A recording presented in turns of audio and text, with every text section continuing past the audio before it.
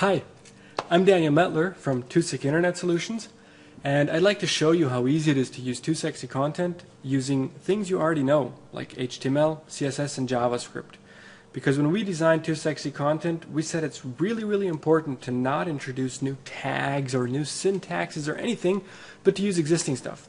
And we're convinced we did a really good job here so that you can start to get going with 2SexyContent without learning a lot. So just let me show you how this works. In general, the design process will be very simple. Like making a normal screen design, you'll start in Photoshop, you'll make a nice layout, you'll create the HTML, and then you'll just add a few placeholders and voila, you're done. To show you a quick example, let's assume your designer made this in Photoshop. Everything nicely done, the title's in there, the picture's in there, the content's in there. Then what you would do is you would go there and create the same thing in HTML. You would just implement it as the designer wanted with some dummy text, and you would then add the tokens. They look like this. Content, here comes the title, here comes the body, and that's it. In HTML, this could look approximately like that. Now, does that look difficult? I bet you're a bit surprised because it doesn't look difficult at all. You'll see here we have an H1 saying this is where the title goes, we have an image saying this is where the image goes, and we have the body, and that's it. So, just to show you a slightly more advanced example, don't get shocked, we can do way more than just trivial. Here is a bit more stuff. For example, we have a toolbar here which allows inline editing, which is really neat. Instead of writing that it's an H1, we actually make it configurable. Here's an open tag and a close tag based on the presentation information. But again, here's the title. And instead of just showing the picture, we're actually going through a thumbnailer here. Thumbnailer, ASPX, and then giving it the image and the parameters what size we want.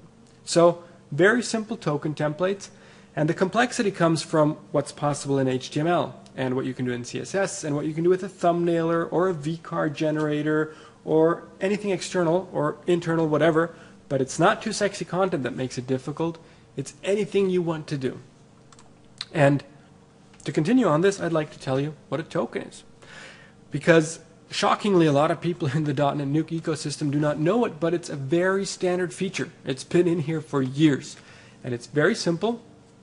You say, I would like, in my output, to show the portal ID, or the tab ID, or the username. Very simple. And all we've added is a few tokens for the things that we need, like the title, well, just basically any information coming out of the content, or any information coming out of presentation. The difference, by the way, is that content is things like my name, my email address, my description, whereas the presentation is when I'm showing Daniel on this page, I would like to make the title very big, or I would like to disable the map, or I would like to do anything else. It's kind of a yes-no information, color information, which is not part of Daniel Metler, but which is part of showing Daniel Metler on this page. That's in the presentation. Extra tip here, side note, the presentation does not get indexed in the full text search, while the content does. Okay, and some list tags. This is the stuff here. That's for then when we want to make a list of people or things like that, and we would like to have alternating colors in every row. Tricky things like that are done with the list token. So very trivial, very simple. But, oh yes, no buts. I'd like to show you a live example using YouTube. Let's quickly go to the 2SexyContent website, and we've added a nice little video of our superhero Fred, and you'll know him. Too sexy for my love, too sexy for my... And you'll see here's a little very simple presentation, title, content, and a video. And now let's have a look inside of this. Now, the video is a bit of on top of it. This is the data that the user just entered. No big deal, right? And down here, you will see that's the entire template. Toolbar, some HTML, here's some YAML. By the way, anybody that's never used YAML, wonderful, really great CSS framework. Try it. We're convinced it's better than Blueprint or anything comparable. It's really good. And you'll also see, by the way, we're using namespaces. These classes belong to YAML, These black classes are content classes. This is a sexy content class. So use namespaces, use CSS frameworks, give it a try. But back to this, very simple stuff. What kind of a title do we want? What kind of a heading? Here goes the title, here goes the body, and here you see is the YouTube video, and the user just entered the YouTube code, and the rest gets done automatically with this template.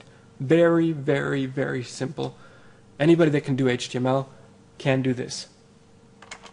So back to the presentation. That was a live example. Now there's a few things that don't work with tokens. Anything that actually really needs code. You cannot make if-then statements. You cannot, well, we've added looping, but it's very limited, especially if you want to say loop it but don't show these or things like that. Doesn't work. Calculations don't really work. Reformatting stuff is very difficult and maybe impossible. You can extract dates like days and names, days and months, but that's about it. So anything more complicated, replacing things, doesn't work. Using external data, maybe you want to retrieve something from the database based on an information somebody entered or an RSS feed, doesn't work. No variables, no programming. So tokens are really nice to get started, but if you want to have a lot of fun, you're going to need Razor or JavaScript. Now, let's continue on and see what Razor can do for us. Now again, shockingly not everybody knows what Razor is, but you should. So, Razor is a very standard ASP.NET view engine. Now, I'm starting to read the presentations, that means I'm getting tired, but no problem. It basically means it's standard. Every system has it. Starting from .NET Nuke 7, it's included, by the way, because .NET Nuke 7 needs the framework version 4. And before that, it wasn't always activated by default. So, with Razor, again, we have HTML mixed with placeholders. So in other words, if you just want to do what tokens can do, doing it in Razor looks almost the same. It just has an @ instead of square brackets and a dot instead of a colon. But that's about it. So very simple to use. You'll see the placeholders will look like that or like that. So no big deal. But you also get the full abilities of programming. You can actually program entire applications in Razor. And we've done some really fun stuff. I'd first like to show you some live examples just using some simple conditions. Let's go back to the browser and let's look at the Discover page and look at this top element here. This is a template which shows the title, the content, and sometimes a picture. And this sometimes a picture is already a problem if you just use tokens.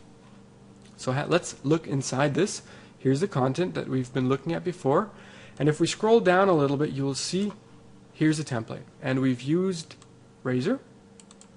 And this HTML raw is important that it actually accepts putting HTML brackets in there. Otherwise, Razor would filter that out for you. So here's the same thing, presentation title tag, content title, presentation title tag, no big deal. And here's a special one. Here's a condition. If the content image is null or empty, it would not. So if it's not null or empty, show this image tag. And if it's null or empty, don't show that. Very simple, but you can't do that with tokens. Tokens do not offer that ability. So if you want to do any kind of intelligent templates, which we do almost all the time, you're going to want to use Razor. Again, very simple, very easy to learn, but extremely powerful because you can do really, really cool complex stuff with it once you want to. Back to our presentation, I'd like to also show you an example with code. Now, I didn't quite prepare this too well. Let's just open up a browser quickly. Give me a moment. Here is the code. And this is actually some really, I mean, anybody that can program will look at this and say, hey, no big deal. But let me just point out that this is a Razor template. So again, you'll see things like here, just standard placeholders. The rest is normal HTML. That's what makes Razor so nice, by the way. It's not this ASP.NET where you have to like create objects and classes for everything and make it really nasty. It's really just inline code for each blah blah blah. So let me show you what we did here. In this example, the only field we really care about is this content, feed URL. So that's about the only thing the user can enter in this 2SexyContent template. And then we have some code which actually all it does is it actually loads an RSS feed. Now, anybody that's done RSS before knows the standard way of doing it is using XSLT. And the truth is, most people do not understand XSLT. It's hard, it's difficult, people hate it, truly. And I don't like it because as the boss of a company that has to pay wages, I hate it when people need a lot of time to solve a problem. And it's even worse if somebody does something and the next guy has no idea what to do with it. So we're really focused on reducing the technologies we use, and that's why we love using Razor, because it replaces so many other technologies that we really don't want to maintain. So we're not using XSLT anymore. We're just loading the feed here into an X document, which is something from XML link queue. We're then doing like a simple statement which generates a new object tree with title, link, description, and then we can simply use things like here, feed pub data, feed title, and here we added a little counter just to add it to figure out some stuff. But this makes it very powerful to not use XSLT, which is really great. And this can only be done using Razor. So, Razor can be used in very simple scenarios. It can be used in very complex scenarios. And we're convinced you will love it because it's so simple. It's just HTML and a few placeholders. And if you really need something more, you can. And it's still much, much easier than trying to figure out XSLT or special tags in a special system like Xmod. So, we hope you love it. We hope you enjoy it. Please go ahead and give it a try. Download it, experiment, take the examples we have, just have fun. This was Daniel Metler, 2SEC Internet Solutions for 2SexyContent. Thank you for watching.